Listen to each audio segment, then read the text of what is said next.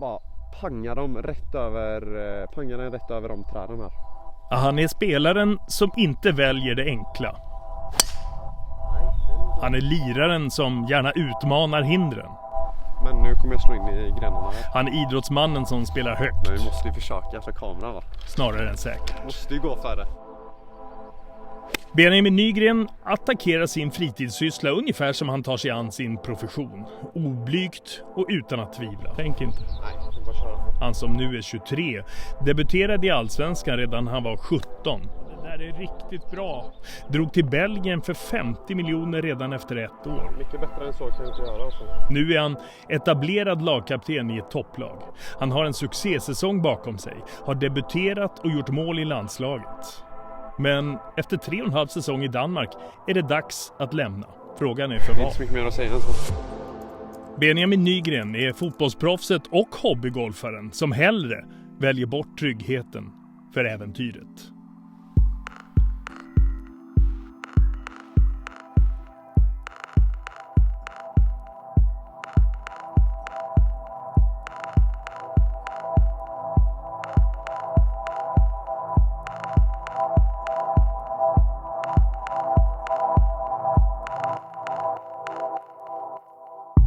Benjamin Nygren slog igenom tidigt i Blåvitt, men han var också en av alla de som stack därifrån snabbt. Kanske lite väl kvickt. Det blev en prövande tid i såväl Belgien som Holland, som sen tonåring och tidiga 20. Nu har det blivit 3,5 säsong i Danmark, i en fotbollsmiljö som är mycket speciell för att vara en toppklubb.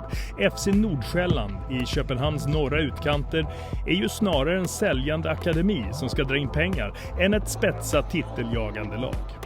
Här är det varmt och vänligt, men för deras lagkapten tycks det nu ha blivit lite för lugnt, ja till och med ointressant. Benjamin Nygren vill söka det där lite hetare och häftigare. Bort från den trygghet han nu vet allt om. Ut mot ett okänt äventyr. Vad det än kan bli. Det är en väldigt familjär klubb. Väldigt liksom lugnt på läktarna. Vilket är väl bra på ett sätt kanske. Men jag tycker att det är väldigt kul när det är mycket fans och så. Du saknar något? Jag tycker det är ju roligare liksom att spela när det är en full arena, när det är mycket fans, när det är liksom mycket tryck. Det är det jag gillar mest. Är det rätt att beskriva det som en utvecklingsmiljö snarare än prestations? Det skulle jag absolut säga. Vi har också väldigt många unga spelare. Generellt nu senaste 10 matcherna så har vi väl haft 3-4 18-åringar som har varit startspelare. Och det är väl inte sådär jättevanligt kanske. Så det är ju en plattform för att komma, utvecklas. En klubb som har mycket ögon på sig. Men som också håller en väldigt hög nivå. Och är en topp 5-klubb i princip varje år i Danmark. Nordsjällands högsta mål är inte att vinna ligan.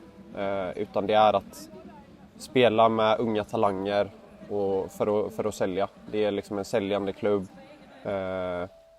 Och det blir ju svårt att liksom konkurrera om titlarna när man säljer sina bästa spelare hela tiden. Det är som allsvenskan i stort sett. Ja, precis. Men händer någonting med din motivation utifrån det?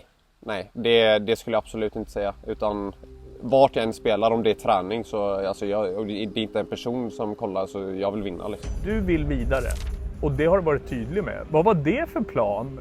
Jag ska dra i sommar eller vinter. Att vara så öppen med. Nej, det var ju ovanligt. Det var inte min plan. Vi har ju varit överens ganska länge om det. Så vi har vetat om det internt. Men media höll på att fråga om det hela tiden, om kontraktsförlängning och så vidare. Men vi internt visste redan att det inte var aktuellt. Och hade vetat en längre tid, så de tyckte att det var bättre att gå ut och säga som det var. Ni rev av plåstret tillsammans? Ja, men det var ju okej för mig liksom. Varför vill du inte vara kvar då, om det känns fint och trevligt och bra? ja, men jag vill ju spela i en större klubb, jag vill spela Champions League. Jag vill komma så långt som möjligt i min karriär. Och om Nordsjälland hade varit ett av världens bästa lag så hade jag ju stannat liksom. Men det är de ju inte. Det finns bättre ligor än danska ligan. Det finns bättre klubbar än Nordsjälland. Och jag känner att det är dags. Dansktestet. Gör du dig lite nervös eller inte? Nej. Jag ska till tandläkaren så jag kommer lite senare till träning. Jag ska till tandläkaren så jag kommer lite senare till träningen. Det var tillbaka. Ja, det var lite lätt. Okej. Kan du säga det som lagkapten? Säkert, jag vet inte. Har inte testat? Nej, jag har inte gått till tandläkaren här så... Jag klär gott i cowboybuxor. Jag ser bra ut i cowboybyxor. Tror jag. Jag passar bra i jeans. I jeans? Cowboybyxor? Eller är det jeans? Så är det. Va? Jag kan vara målmand nu där han är blivit utvisad. Jag kan vara målvakt nu när han har blivit utvisad. Ja, det var också för lätt. Ja. Aha, ja, eller så Jag snackar ju till mig att vara typ tredje keeper när vi spelar Conference League förra året. Jag visste att du kunde spela på varje position. Ja, jag gick till målvaktstränaren och bara... Han gick och frågade typ så här, är det någon som är bra? Jag bara, jag är riktigt bra målvakt. Så han bara, men du är tredje keeper nu. Formentlig kan jag droppa dans. Jag ska ju alligevel till Premier League. Jag fattar typ inte första ordet. Men det är, jag kan lika gärna skita i och lära mig danska för jag ska ändå till Premier League. Exakt. Lycka till.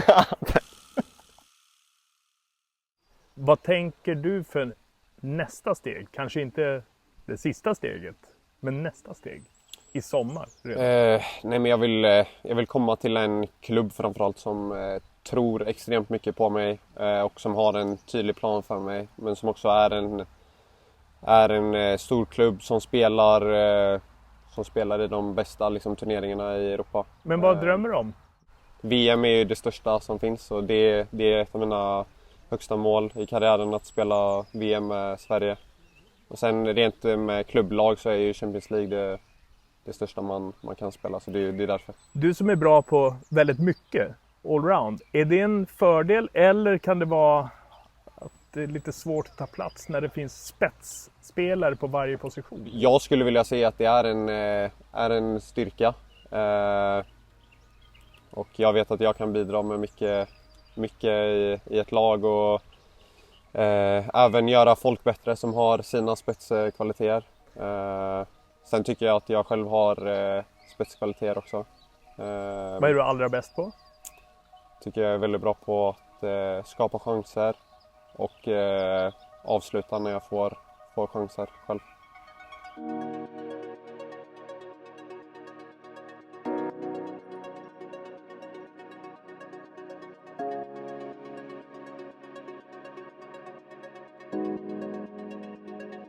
Det gick ju rätt bra, det gav mer smak kan jag tänka mig när det var uppe i blågult. Mål och med Emil Holm. Ja. Nej, det var extremt kul. Det är en dröm som jag haft länge, som jag har kämpat väldigt hårt för varje dag för att nå. Jag har känt att jag har kommit närmare och närmare. Så det var extremt kul att få komma med och få göra sin debut och sen startdebut och sluta om första målet. Och med polaren Emil. Ja, nej, så kul. In till dig sen, vad är det? 12, 13 år? Ja, vi har spelat tillsammans i Blåvitt sedan vi var 12-13 år.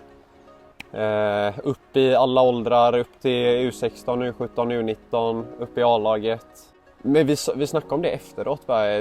Det kan inte vara många matcher alls som vi båda har gjort mål i samma match. Även fast vi har spelat hur många matcher som helst tillsammans. Så det var väldigt speciellt. Med spetsspelare som Alexander Isak och Viktor Gyökeres är det nog så att förbundskapten Jon Dahl Tomasson ser Benjamin Nygren som en nyckelspelare att få ut det allra bästa av just dem. För det är precis det som är hans vassaste egenskap. Att göra omgivningen bättre utan att förminska sig själv. Att ta plats utan att be om ursäkt.